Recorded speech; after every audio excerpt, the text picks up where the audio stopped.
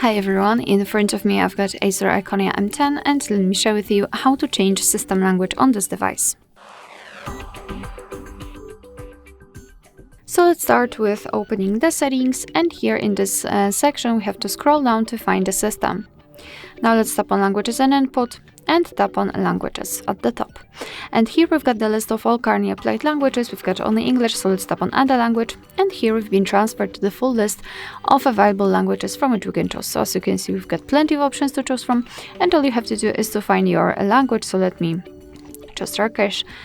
Just choose the region if you can, and as you can see, the language has been immediately applied to this list. However, the English in my case is still a main one. So all we have to do right now is to reorder the languages and make the second language be the first one. So let's tap on it and hold it and then drag it to the very first position. And as you can see, from now on the whole system will be displayed in the chosen language. Of course, you can do it again, tap on it and hold it and drag it to the first position. If you want to, you can remove the languages from this list. Just tap on the three dots icon in the right upper corner and tap on remove.